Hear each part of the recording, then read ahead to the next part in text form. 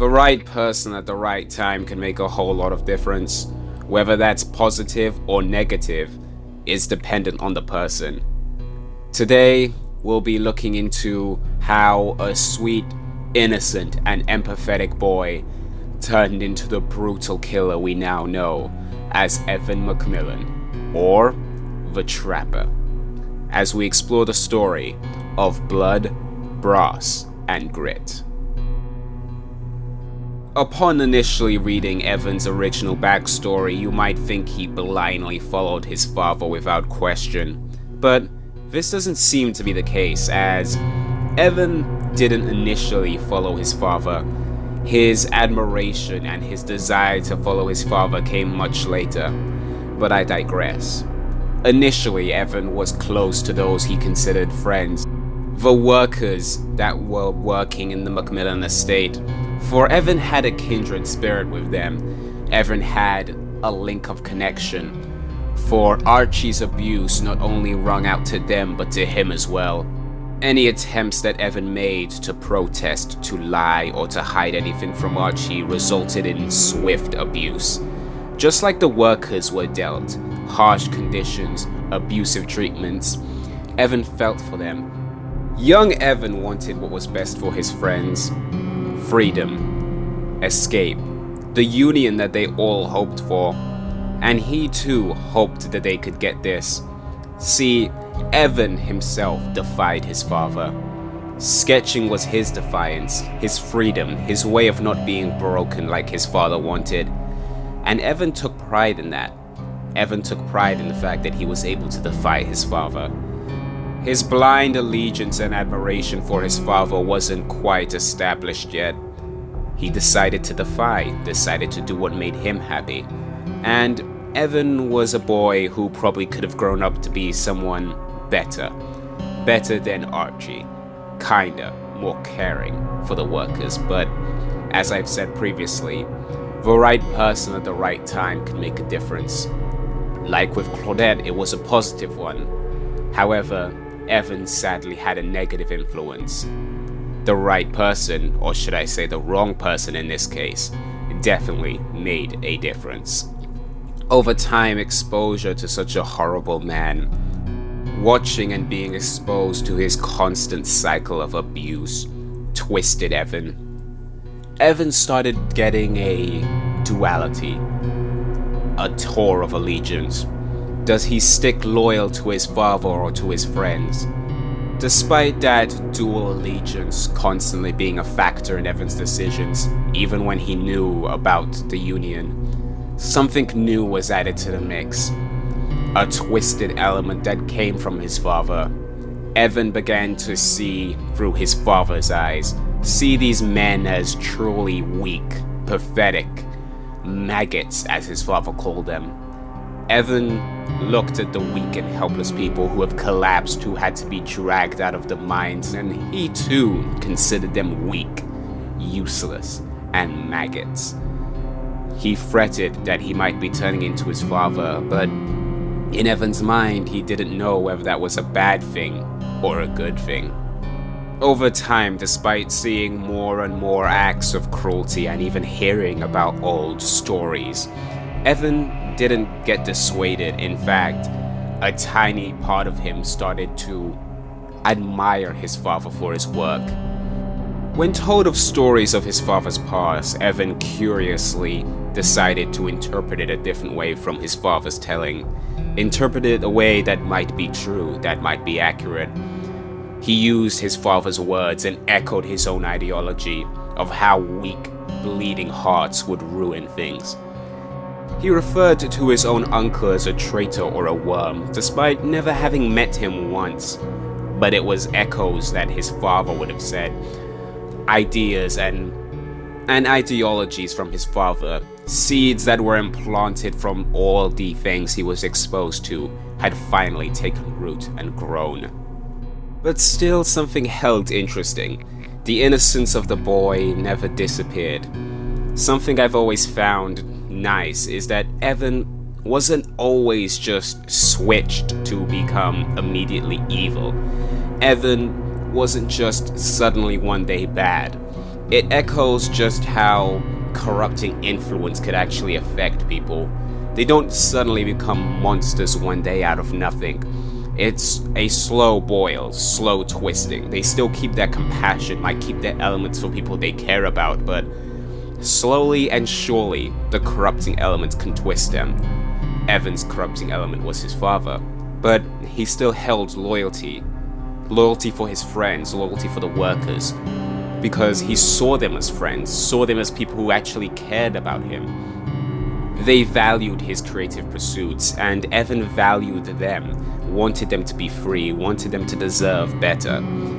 Then we see the conflicting ideals. The fact that he loves his father but also hates him, also wants him gone, also wants to be free from the burden that his father brings on him, but he can't bring himself to do it, can't bring himself to hurt his father, kill his father. Because at this stage, Evan is still a good person. Might be a little bit twisted, might be a little bit corrupted, but still a good person. He cares for his friends. He loves his father despite all the heinous things that have happened to him. But deep inside, Evan's conflicted. And that is one of the things that always makes this story entertaining. Seeing the fall of innocence turn into corrupt evil will always be an interesting story element, no matter how you twist it. Sadly for Evan, not all things are built to last. Eventually, cracks in his innocence started to show. He beat people up, almost beat people to death, and enjoyed it. Not because of the actions that person took on him, but because of the power he gained. When some people have been derived of power and agency for so long, they relish the chance of getting it, even if it means exacting it in cruelty. Maybe this is the reason Evan liked having a secret of his father, liked having the knowledge of the Union. That was power to him. Maybe this is the reason that Evan liked sketching in secret. He defied his father's actions, and to him, that was power. And soon enough, violence was becoming more and more powerful to him. Violence was becoming his own little pleasure sense of power. Just like Archie. And Archie noticed this.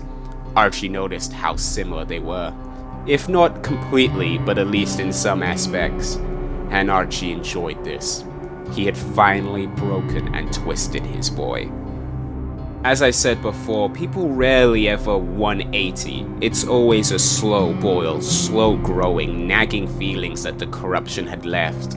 Like seeds that the corruption planted, slowly growing and sprouting. Evan held to that as well. That's what happened to Evan. His source for power, his need for having something, led him to even more acts of defiance, more acts of keeping things, more acts of violence. And Archie relished in this because he knew his son was becoming twisted like him. And that, in essence, made Archie more frightening than the Evan that we know today. Because why, you ask? For one simple reason. The monster in chains is scary.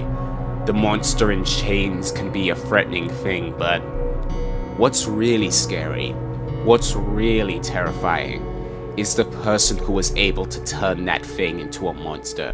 Because they can spread that to more people, they can corrupt more people. Once a monster becomes a monster, there's not much else to its transformation. It's set, the story is done. It becomes cruel, cold, brutal, and violent. However, the person that turns it into a monster is always around to make more. Always around to corrupt more. Archie was the wrong person in Evan's life. Maybe Evan could have been better if he didn't have him. Maybe Evan would have thrived more. Sadly, we'll never know that idea, and that just makes Evan more of a compelling character. Later evidences and stories imply that it might have been more than just Archie's manipulation that twisted Evan. Maybe the entity itself played a part in it, just like it did with other people, like Rin's father. So, thinking of just how much of Evan was twisted by Archie, how much of Evan was twisted by the entity, and how much of this is actually Evan himself, is quite interesting when you go down to think about it. Monsters can be created. Monsters can be born. But when monsters are created, when monsters are spread from corruption, you got to wonder just how much of that person was a monster before they turned into a complete villain. Soon as we see in the story, the final beat, the final addition to the melting pot that causes it to boil, was the betrayal. The betrayal of the people he considered friends, who he risked so much for.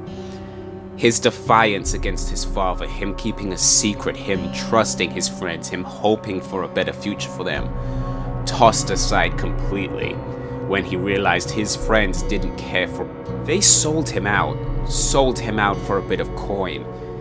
This moment the corruption was complete. Evan's innocence didn't disappear with a massive burst of defiance, with a loud bang. It whimpered away like nothing upon realizing just how much he had been betrayed. The right person at the right time can make a difference, whether that be a corrupting one or an influential one. However, Evan had elements, his father twisting him, and finally now the betrayal of those who he considered friends was the last straw. Evan fully adopted his father's viewpoint on them. These maggots were the ones that betrayed him, that sold him out. There was no love for them anymore, no compassion, just hatred. But for his father, something new grew. Something became evident to Evan. A feeling that he might have hidden away, that he might have not wanted to admit to, but now he was fully embracing. Not love for him, not respect for him, admiration. Admiration for his cruel father. Archie managed to twist an innocent boy into a tool for what he wanted.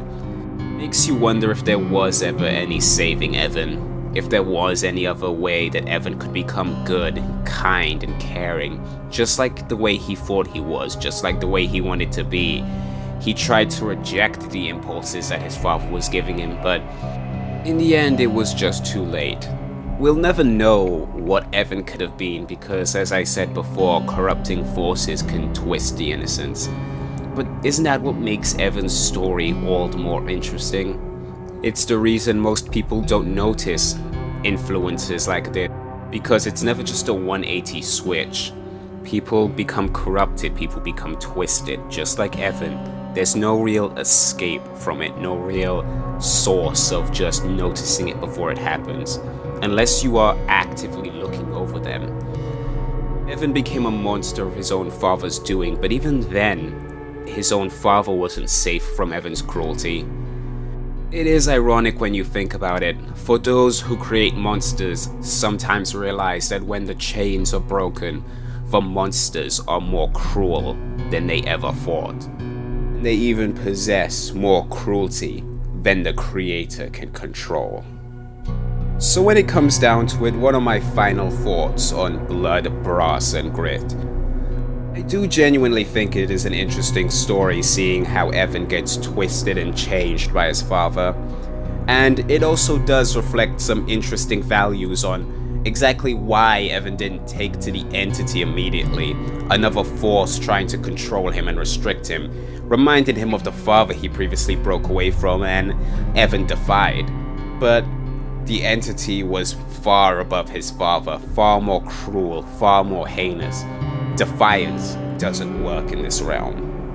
When it comes to how it established on already pre-existing lore, it gave Evan more of a humanized background, explained exactly what he was like before Archie got his hands onto him, and showed that Evan wasn't as cruel and as monstrous as we all thought, but was twisted into that way. It does also give a good explanation as to why he defied the entity. When it comes to general themes, as I said before, I enjoyed the slow drip story, the melting pot if you would, seeing people slowly twisted into the thing that they become. Stories like this that really show just how we kind of misinterpret how indoctrination and corruption works. Shows that these things are never just immediately hit. It doesn't go from 0 to 100. It's always a slow creep. The person slowly being worn out and twisted away. And that is just great. Seeing the journey of just cruelty arise in people is always a fun thing. Fun for writing villains, and even fun for writing stuff for protagonists.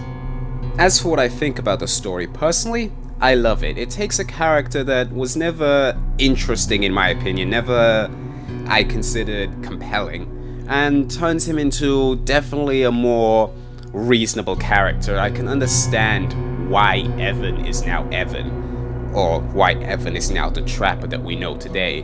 And it is sad to see someone who could have potentially been caring, kind, and honestly a good Samaritan twisted into this monstrous thing that we now know that hunts in the realm. But it's honestly a good story, a great story even, something that I consider to be one of my personal favorites of the archives. If I'd have to be forced to give it a numerical value, I'd definitely say it's about an 8 out of 10. Are there any points that I feel like it can improve on? Yes. Are there points that I feel like it needs to redact on? A bit. But as I said, not for this video. That could come in a later video I actually decide to rewrite or even add some suggestions for tomes. But just in general appearance, it is my favorite, or one of my favorites I should say, stories of the archives. And as one of the initial starter stories, it did give me immense hope for what the archives would bring.